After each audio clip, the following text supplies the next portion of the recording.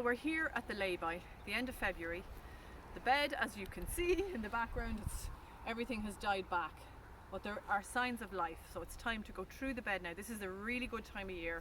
If you have any perennial beds in your community or in your own gardens, get out to them, cut back any of the dead stuff and give them a really good weed, and you'll be set up then for the summer.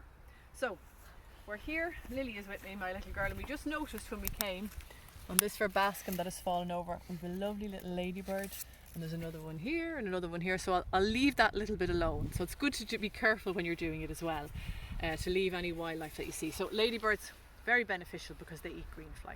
Okay, so we'll walk up along this side of the bed. I've already cut this back. This was an epita. You can see the new shoots just here coming. So there really are signs of life. You can see there's some weeds here. So these are very easy ones to pull. If they were dandelions or things like that, I'd get the fork out. Just give it a little weed. Look at all the worms. Great sign.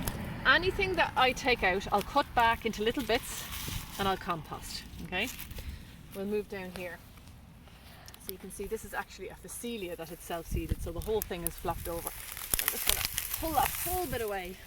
I'll chop that up into lots of bits and compost it. There's tulips coming up.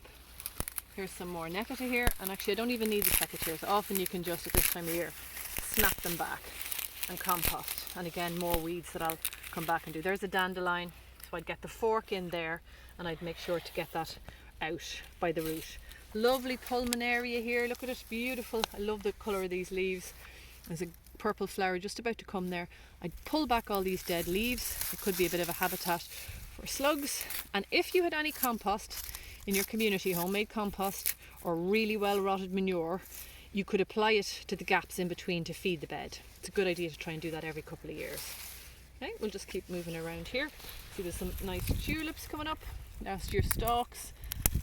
So yeah, it's great to see these signs of spring. It will do your heart good. Move that off the bed. Now, this was a cornflower. So they're an annual. They might have self-seeded, but the whole thing can come out. With your annuals, they're not going to come back again. You see, it's quite easy. Just a little tidy up. More tulips there. Now, actually, there's an ornamental grass here, and I can show you. I think there's a bit of a fennel. What I often do with them is just pull them back with my hands. Pull out any of the dead leaves like that. And it gives space for new grass to grow. Okay, we'll move down here. Another nepeta. So these all came from divisions from my own garden. So we put in here what we had. You can see there, and then you can see all the weeds around the edge. So it's just a matter of pulling these out and into the compost. These will compost really well. Great. This was a French marigold, and it's been frosted, so we can pull the whole thing out. And there's still room this year. We can tuck a few more annuals as I grow them in through the bed here. So that's it. If you get out into your beds, give them a really good weed now, and you'll reap the benefits all summer long.